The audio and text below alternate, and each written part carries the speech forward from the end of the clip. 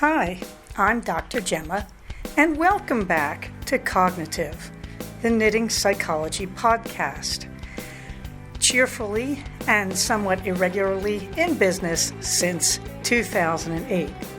Segments today may include what's on my hooks, needles, and spindles, a strategy, something I really like, put a lid on it, oh shoot, and blather. So sit back, put your feet up, pick up your knitting, crocheting, spinning, weaving, or dyeing, or any other yarny thing you're doing, and get ready to enjoy. Well, hello there. It's Dr. Gemma, and welcome back to episode 203 of the new series of the Cognitive Podcast. This one is called Betwixt and Between, because that's what the last week has been like. I'm recording this at 7:08 p.m. on Tuesday night, the 8th of October, 2024. You can leave us a comment on any of this at the blog at cognitivepodcast.blogspot.com, or you can put a comment in our group on Ravelry. In the warm thanks department, well, I spent my last weekend in San Jose. The trip was a bit abrupt, but was really, really wonderful. And I think the people I have to thank most for it are, first of all, Lex. This is the order in which I encountered them, who stopped everything to come hang out with me on Friday night. And we had a fabulous dinner together. Thank you very much, Lex, at a wonderful place called Original Joe's, right next to my hotel. Wow, was this place good. Thank you, Lex. I had a killer chopped salad. Lex had a steak that was like the size of her head. It was huge. And we just had a really good conversation. And I want to thank you for the privilege and the pleasure, Lex. Really, really was kind and wonderful of you. And of course, I have to thank the Knitmores for the delight that was Saturday. They picked me up from a bus station. Now, if I'd let them, they would have picked me up downtown. I was foolish. Turns out downtown was pretty much the same time to get there as it was to get to the bus station. But still, I got to have that wonderful experience that is riding Bay Area Rapid Transit. It was an adventure, let me tell you. And from there on in, I got to see Jasmine and Gigi and their hospitality and their warmth and the support of them and all the Knitmores, including Andrew and the upcoming generation, including but not limited to Genevieve and Rex and various animals. Anyway, everybody was wonderful. It was just a happy, blissed out experience from sitting on the couch and being able to look at Gigi and both of us saying, I love you to each other. And also having Chewy, the dog, trying to crawl into my lap continuously, and Han trying to jump from the floor up to my face to kiss me. I still think that dog's got some Jack Russell in him. The wonderful food, Andrew's delicious dinner, the hospitality of the younger generation of Knitmores. It was just delightful. A big warm thank you to the Knitmores and to Lex. And I'll just give me one more chance to say it, Gigi. I love you. I'm so glad I got to see you. I'm so glad. I have to tell you that at CFR 10, the most frequent thing I heard was, how is Gigi doing? That everybody was concerned and hoping and all that. And Gigi's doing great. I mean, there's a limit on what I'm going to say in terms of exact detail. But she was talking and she's working very, very hard at her recovery. So everybody send your warm thoughts and vibes and prayers. Rub your beads. Get on those prayer rugs. Do whatever it takes to send your love to Gigi. But it was great to see her. And I have to say, the rest of the Knitmores are simply being wonderful, supporting and maintaining things while she's recovering. I could not have seen a better, happier thing. That the love was just wonderful, the support and the selflessness and the dedication. I cannot say enough good things. We love you guys. Okay, meanwhile, CFR 10, you can still see our information thread, which doesn't make a lot of sense because it's over.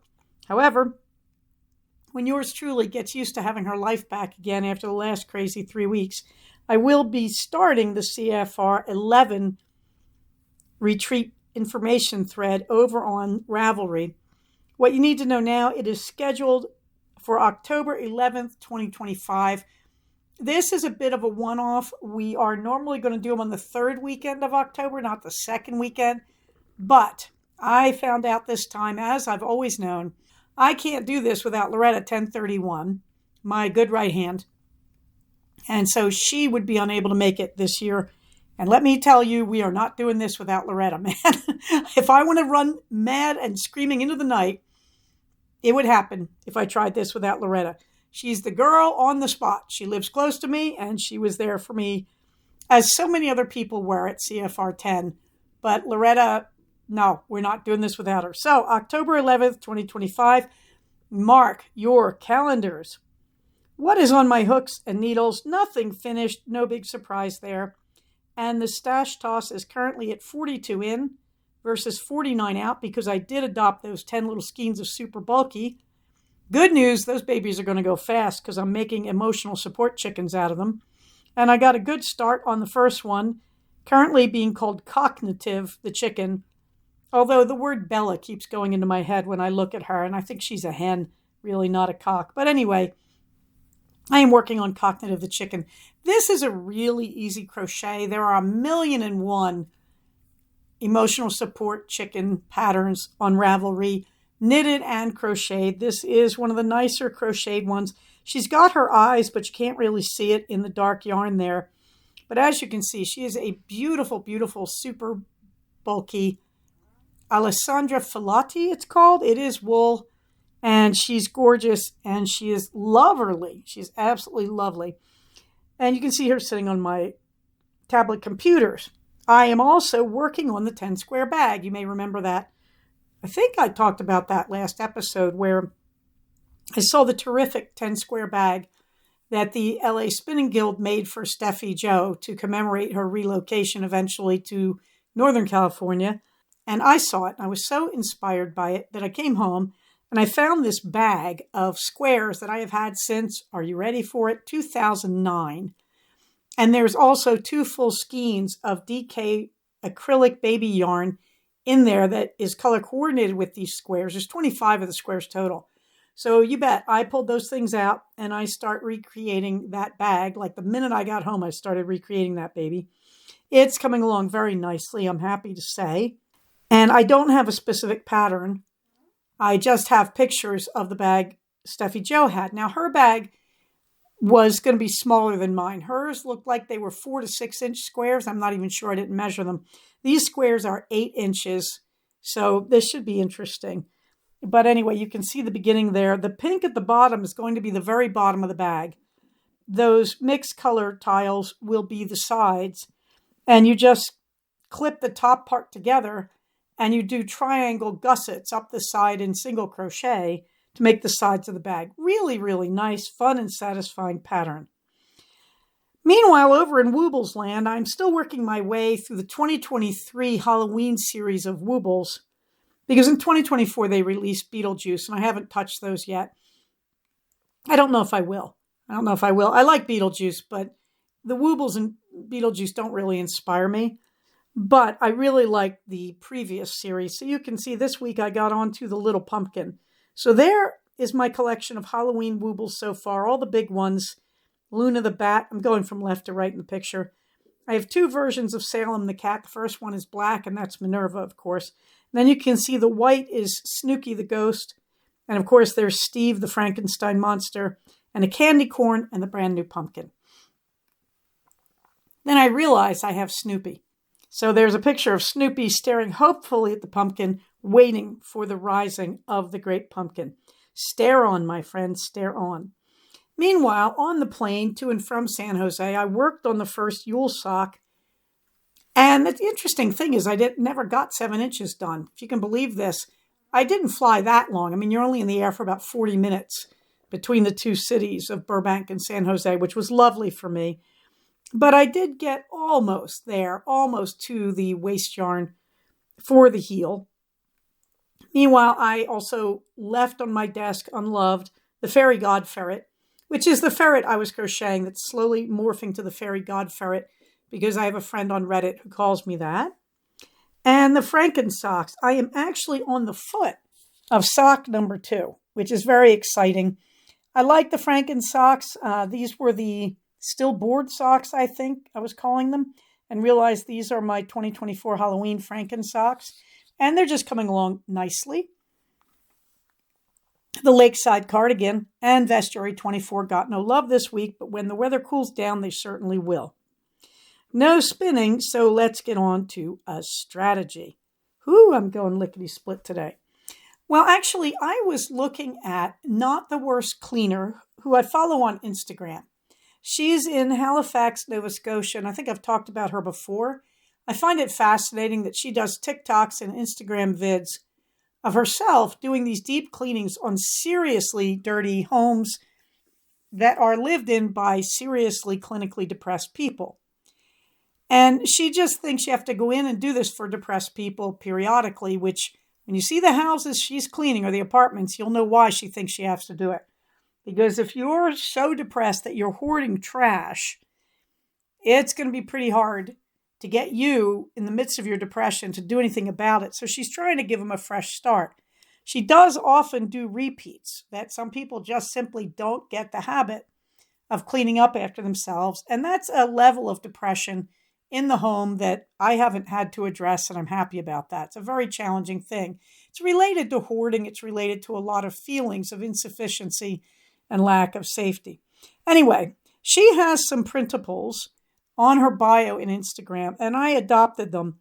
And the one that's in the show notes is called 20 Bags in 20 Days. And what it is she just gives you a list. Like if you were to take 20 days and you had 20 big garbage bags, what would you do in those 20 days? How could you just basically declutter your house in those 20 days? So you could do these in any order. You could put all 20 bags out and go through a room and just sort things room by room into the bags. If you wanted to do it that way, I wouldn't. I would just be putting all the trash from day one in day one's bag. But she says, if you were sort of trapped in your clutter, this is a way to do it. So bag number one, now, like I said, you can do these in any order, is go through your bathroom cabinets and your drawers. And you're just going through and you're getting everything out that you don't want to keep. So you're trashing things. There are things you're going to want to keep, you leave them there. But, old makeup, old sticks to apply makeup, old supplies for your monthly, whatever you think is in there, ripped things, pills you can't identify, whatever. You go through the cabinets, you go through the drawers. Day two, and I love this, old magazines, birthday cards, and instruction manuals. Now, day two for me is Scanorama. And one of the best things I think you have with your phone is the ability to scan things and also to take photos. So I go through things like this. I scan knitting patterns and I store them in one place on my PDF drive on my Remarkable. I will take pictures of birthday cards and save them to my hard drives. You don't have to lose anything. You can scan instruction manuals. And once you do that, the paper can go away. Day three is the pantry. Go through and get all your expired foods, cans, food you're not going to eat. It's time to take it to the food bank, that sort of thing. Day four is body products, body care products, old makeup, nail polish, body care, whatever. So that's all over your bathroom, maybe in your bedroom. So you get the idea. Let's see, I'll do it faster. Day five, go through your Tupperware. Get rid of anything that doesn't have a matching lid or repurpose it, I would say. Go through your jewelry on day six, old, tarnished, broken, don't wear. Now, you might sell some of these. You might give some of these away. But this is a really good sorting thing. One big bag, one big project per day. Number 7, medicine cabinet, expired, unfinished, antibiotics, etc. Number 8, get rid of your extra pots and pans, anything too broken, anything too burnt. Number 9, board games, puzzles you're not using or have missing pieces. Number 10, go through your purse and your wallet. Number 11, go through your movies, DVDs, CDs, VHS.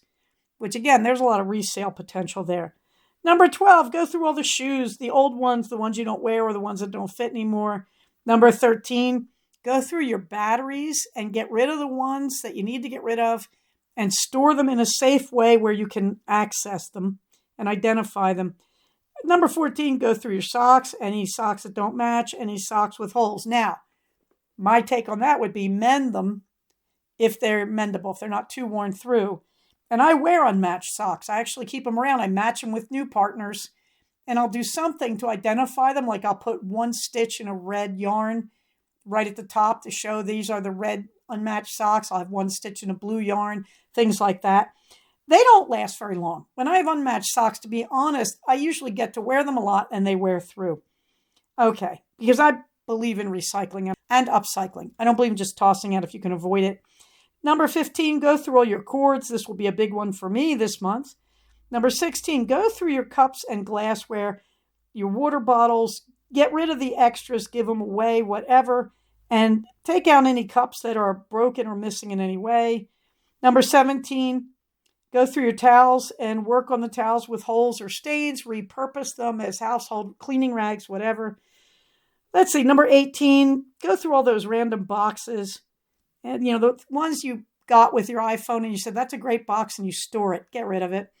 Break it down. Give it to recycling. Number 19, go through your fridge and freezer. Get your expired foods, things you won't eat. I do that every Saturday morning. Number 20, get into your car. Clean out any trash, any clothes that are collecting, your kids' books from school that they threw under the seat, whatever. So that's 20 bags in 20 days.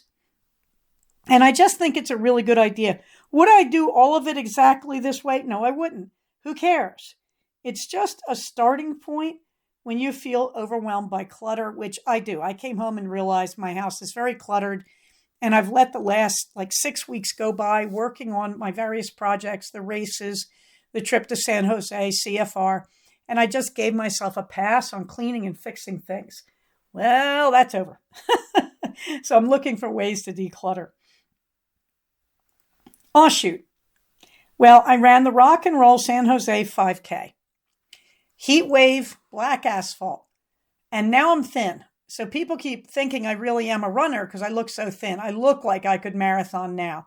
Let me explain to you that I am the same weight as I was when I marathoned, let me think, 21 years ago, 2003. I'm the exact same weight. I look so much more thin. I don't know what that's about. Maybe I'm more muscular. Who knows? Maybe I'm just old. Maybe I've got old lady gooseneck, the way you get when you're postmenopausal, your neck gets that kind of weird, scraggy chicken look. Who knows? At any rate, people kept saying, are you running the half? No. And here's another one for you. I'm 64 years old and I can run 3 miles. I'm pretty happy with that. Now, there were people older than me running the marathon and the half marathon. I have to be careful what I say. I'm not sure there actually was a full marathon. There may only have been a half on this one. I don't care because I wasn't going to do it. Here's a thing you learn first. If you're still running at 64, you're doing great. I don't care if you're running a mile. I don't care if you're running a half mile, a tenth of a mile. The fact that you're still getting out there and working on it, you're doing just fine. You don't need to prove anything. You need to be grateful, frankly. Every day you run is just another blessing. However, what kind of Looney Tune goes, yeah, I'm going to run on hot asphalt in 100-degree weather? No. Actually, I don't think it got up to 100, but it got pretty warm. I don't care because you know what I was doing? Yeah, that's right. I was indoor with the Knitmores and we were sitting in AC and we were just fine. If we weren't sitting in AC, they fooled me. But we weren't out in the sun on black asphalt running. Let me put it that way. So you can see my pictures from the Rock and Roll. It was a really nice course. You can even see the course. I put the course map in. And you can see some sort of starting corral pictures where we are wandering around. And on the other side of the white fence from us are the corrals. They did a beautiful release. We had 6 corrals. I qualified for number 5 because of my normal time to run a 5K based on my last 5K, the Be the Light. And I was well placed in corral 5 of 6. The only problem was a lot of the runners didn't get it. So a lot of people left corral 5 walking, which really wasn't what you were supposed to do. It was supposed to be a runner's corral. Even so, they separated the corrals by 3 minutes when they did the start. So back at corral number 5, yeah, I didn't get to start till 12 after this original official starting time, and that was great. It meant I wasn't running up the heels of corral number 4, who were probably faster than me anyway. Corral number 6 really didn't catch up to me. So that was a really pleasant run. We went through downtown, down Market, went off to the left, came up 3rd, ended up in a historic district. It was really nice. The weather was just fine.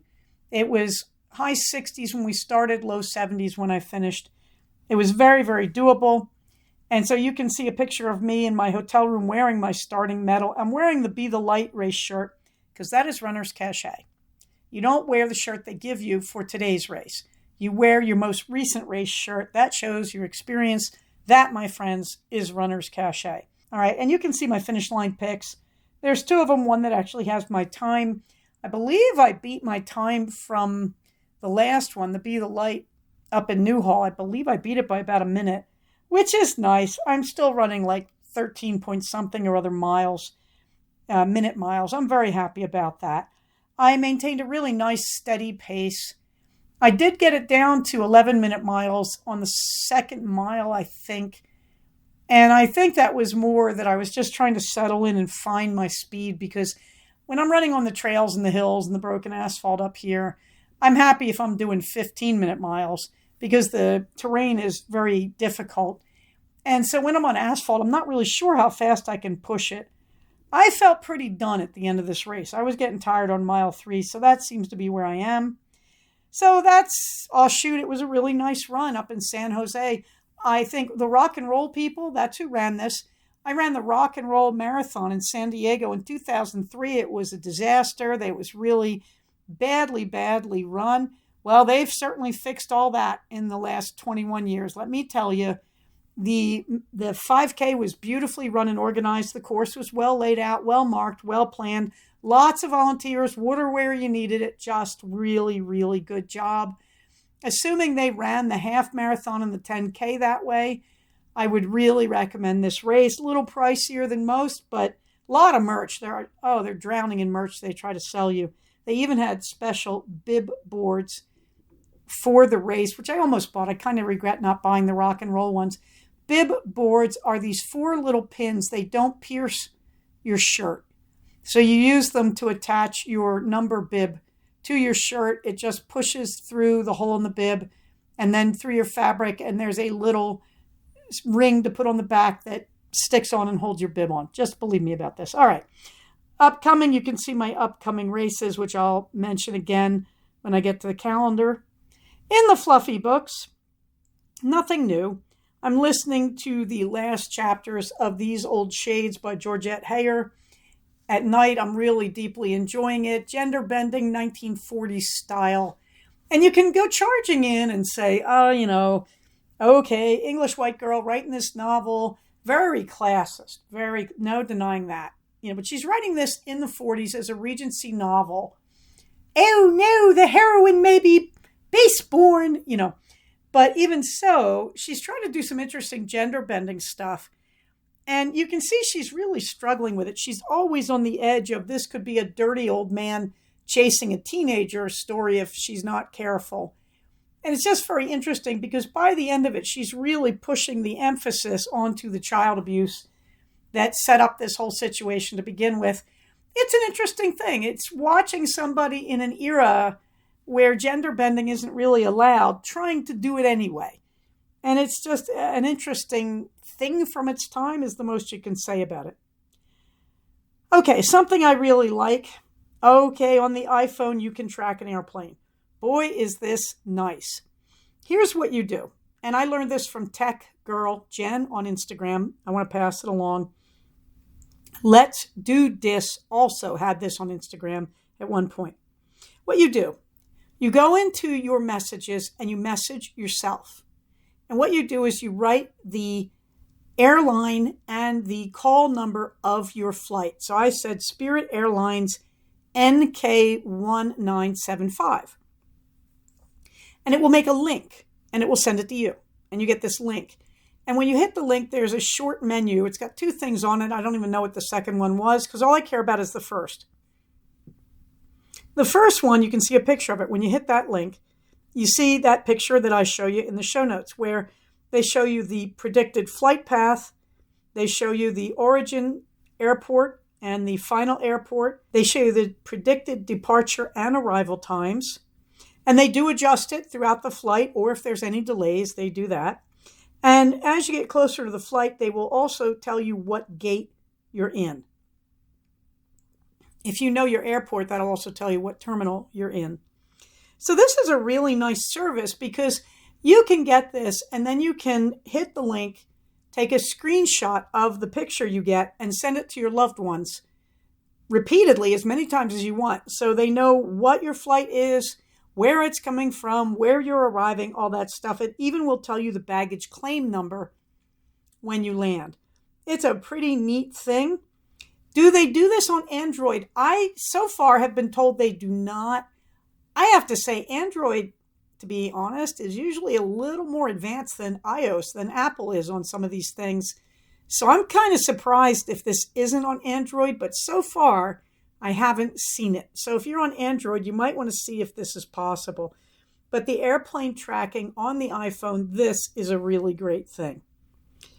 I also still have the voter protection hotline phone numbers. If you see anybody at the polls hassling you or hassling anybody else, please use these numbers. They are listed state by state and the special districts. Put a lid on it. Well, I wish I had a recipe, but I don't. What I'm going to say is I learned one important thing. Load up your Starbucks card before you go. Starbucks in the airport charges more than anywhere else for Starbucks, but they still are less than almost every other food source in a California airport. So I loaded up the Starbucks card and I did not regret it. I made it through the airports on egg bites and various forms of iced coffee and decaf iced teas. And it worked just fine. If you need a protein hit, you can always get the hard-boiled egg or one of the cheese boxes. If you can eat bread, sure, sandwiches, whatever. But the Starbucks card really worked for me. Meanwhile, I got caught up with the fact that I could not take my protein drinks on the airplane. Now you can take powders. You can take less than 12 ounces of a powder. But I realized I was going to put it in my keto shaker. And then I thought, good God, somebody in the airport's going to try and taste this. And I thought, maybe not. So I left my powders home. The rule from TSA is you can have 12 ounces of talcum powder or baby powder. So I'm assuming that means all powders. What I also found at TSA, much to my shock, is I'm old. And when you're old and you're at TSA, they're like, yeah, bum, I don't think so. I took knitting needles. I took a ton of pills. Now, I took them in their prescription bottles, but I had other pills that were not the prescription mixed in with the bottle. They didn't care. Apparently, I just look old. They let me through. So TSA was not the nightmare I remember, even at Burbank. What I would tell you is TSA, it really pays to go early in the day. Before the airport starts filling up for the day, just get in there early. And if you sit around for a few hours, it's time to explore the airport. San Jose Airport is amazing. Burbank, not so much. San Jose has these insanely wonderful massage chairs. Try $2 gets you 20 minutes. And it kind of grabs your legs and rubs them real hard, your lower leg, and then does a really nice vibration job on your back. I put it on the lightest setting and I was bruised yesterday. I don't care. It really helped me feel better. The other thing they have at San Jose Airport, this is the Minetka, can't remember the exact name. At that airport, I think it's the only one in San Jose, they have drop water machines. Drop water is a tablet you put into water and it can put things in your water you want, electrolytes, vitamins, whatever. And they are no sugar. I believe they use a touch of Splenda, sucralose, and they mostly use stevia, but I do believe there's Splenda in it. However, I'm willing to do that in an airport. If you have your own empty water bottle, for $1, they will fill it with ice cold water with whatever flavor you pick. I did this twice and I really enjoyed it. I especially enjoyed it while I was sipping it, sitting, having my back beaten up by the massage chair. So for $3, I got 20 ounces of ice cold drop water flavored like peach and really good massage for an airport. When I got myself to San Jose and I found my way across the bus system and BART very easily thanks to my iPhone. If you go into Maps and you just tell it where you want to go and then you hit the transit image, the little bus image, it gives you all the instructions you need and they've always been accurate the times I've used it. This got me over to San Carlos and Market Street, which is where the Westin San Jose is. The Westin San Jose is in the old Hotel St. Clair building I know of old as a derelict building in downtown San Jose from my time at Stanford.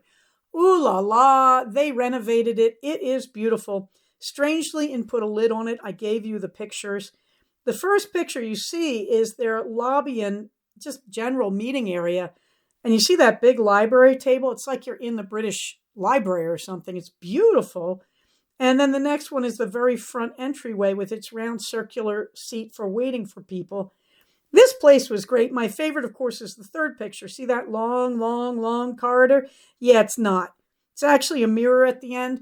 Did I mention that I'm cross-eyed and don't have depth perception? Walked right into it, nose first, Friday afternoon when I got there. That's the downside of being cross-eyed and not having depth perception. You don't recognize a mirror. You actually think the hallway goes on, and for some reason there's two lobbies, one at either end of it. The upside, I am the only legitimate cockeyed optimist you know. But there are the pictures. So we're at the Blather, as you can probably tell. And so the first thing is getting to San Jose. And like I said, very uneventful flight on Spirit.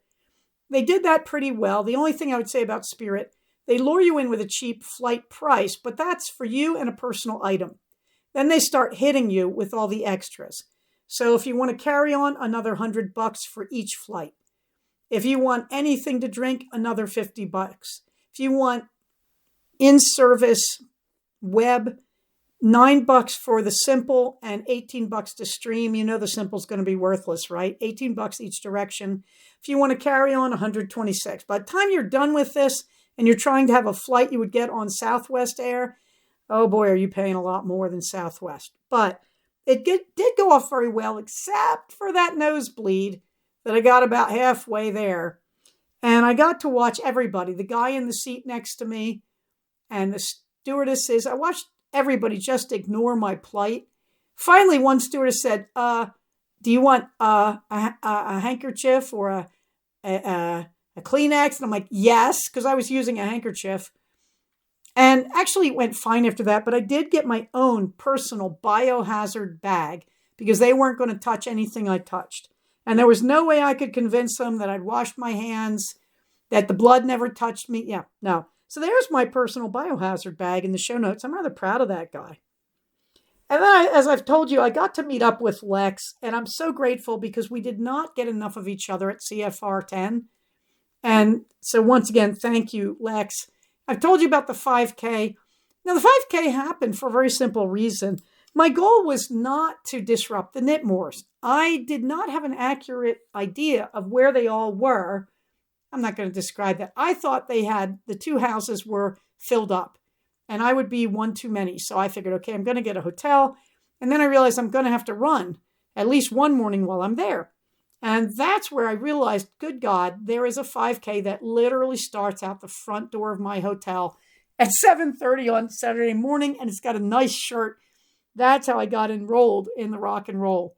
And it fully lived up to its reputation. I was done by 8:30, went in, had a terrific shower, really liked the hotel. Really had a good time at that hotel. Had a wonderful time with the Knitmores. They took me out to a quilt store where I bought the fabric that you can see at the top of the show notes pictures. A Halloween fabric, of course, with black cats. What do you expect? But the quilt store was a delight. We got this insanely wonderful pokey lunch. And, Gigi was with us the whole time. They're taking care of her. She's doing just great. She really needs the support. But she's really working hard. And I don't want to go into the details, but Gigi's doing a great job. And I'm going to say I have nothing but admiration for the Knitmores, for the way they're supporting her, especially Jasmine. Now, Gigi is fortunately recovering, but I know what it is to take care of a parent who's having a hard medical situation. And all I can tell you is I have nothing but admiration and respect for what the Knitmores, especially Jasmine, are doing. And I want to spell that out clearly. Gigi is doing great. She is as beautiful as ever. And I can't wait till she's back with us. She is apparently doing a little bit of knitting. She's reading. She's terrific. But she's working on the speech. She's having some speech difficulties. And it is kind of humbling when you're talking to somebody who's having some speech difficulties and you realize that if you were only as good speaking German as she is, this wouldn't even have been a problem probably. But I'm not. My German is very rusty. But anyway, sehr gut, Gigi. I miss you. I can't even remember how to say that in German. See? Ich verstehe nicht. Anyway, they were wonderful. And that's really all I can say. The airport, yeah, that wasn't. When I got back, my flight got delay after delay. So I thought I was going to go to the airport in the early morning, probably leave, noonish. No. I got into Burbank at 8 p.m. If I had known that, I would have just said, okay, Nipmar is coming over for day 2. Well, okay.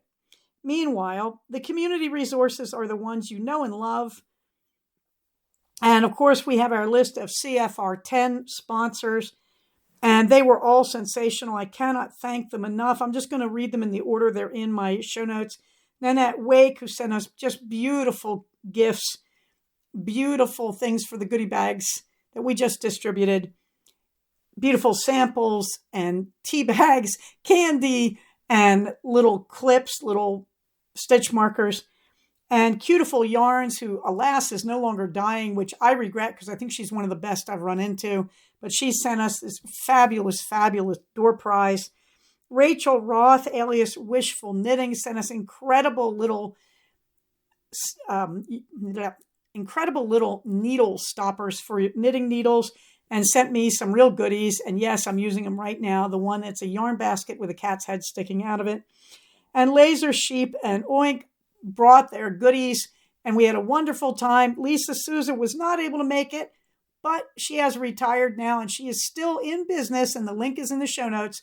You can direct order from her. She's kind of staying settled at her headquarters. On the calendar, you can find all the typical stuff that I put in for our local groups here in the Santa Clarita Valley. I'm not going to go through them too specifically. And then my calendar, the Monster Dash, is my next run. That is October 26th at 7:30 in the morning. And it covers part of the course that I ran for the Be the Light. Frankly, this one's a little more challenging because it's downhill for the first half and it's an out and back uphill for the second half. I'm not too excited about that. There's no shirt, but I already bought myself a shirt for it to celebrate with a phoenix on it to celebrate Halloween. The Santa Clarita Marathon 5K, that will be November 10th. November 28th through the 1st of December, of course, I have Thanksgiving off. Somewhere in there, I'll be doing a turkey trot, hopefully with my son. Romule is December 21st. I think I've got it till the 30th, but I may be taking the 31st off anyway. We'll see. And in there somewhere, I've got a jingle jog. It will be up in Palmdale, almost across the street from Loretta's house. Hint, hint, hint. CFR 11 will be October 11th, 2025, and I hope to settle down and start outlining how that's going to run. Many thanks to Loretta 1031, who sent me a beautiful worked up outline, and I have to go and see if I can import directly into the show notes because it's so good on Ravelry. Minerva gets the last word. Well, Minerva, her last word would be, please stop leaving me. She's had a rough month of it, guys. You can see a picture of her lying in my lap Thursday evening, being miserable, just being a big flat cat pancake, trying to get me to stay in the chair and never go away. You can see what she did the rest of the day, which was she laid on all my packing gear. She's lying in one picture on my clothing that I laid out for Friday so I could get ready fast to go to the airport. And then you can see her lying on my open suitcase and even meowing at me, complaining. So Minerva's last word would be, please stop leaving me alone. And if you're wondering, since I've come back, she has been clingy. That she keeps getting on the bed in the middle of the night and waking me up and trying to cuddle. She cries. Every time she sees me wake up in the morning, she wails. I think she's saying, please, please don't leave. So Minerva's last word is, please stop leaving me alone. And I'm happy to say I have no plans to do anything like that to poor little Minerva for quite a while. So on that note, here we are on the other side of CFR 10. And I've had a wonderful, wonderful experience in San Jose. I cannot thank Lexicom and the Knitmores enough. And I'm working on all the good projects. And please remember, we are a community, as Jasmine was calling it, the we versus me mentality. Because when you take care of the community, you are taking care of yourself. Protecting the community is a way to protect yourself. And if you haven't learned that yet, just look at the current hurricanes going on in the southeast, that the community needs each other. And when you do that, you will be safe individually. Having said that, everybody, stay safe, take care of each other. We send our love and hugs and blessings and all sorts of prayers and hopes. And yeah, cash donations, guys, and volunteer work to our sisters and brothers and others in the Southeast right now who are experiencing Helene followed by Milton. Our hopes are with you, our best wishes. And please remember, this is why we need services like FEMA. We need all the weather radars. We're all with you, and we're going to hold you close in our hearts. Okay, I will talk to you soon. Bye-bye. So we have come to the end of another episode of Cognitive. Please do not use this podcast to diagnose yourself. If you think you are having a mental health problem, please contact a licensed mental health professional. Show notes for these episodes can be found at cognitivepodcast, all one word, .blogspot.com. Episodes can be found at iTunes under the name Cognitive Podcast, but also can be found posted next to the show notes on the Blogspot page. Thank you so much for listening. Everybody, stay safe, take care of each other, and I'll talk to you soon. Bye-bye.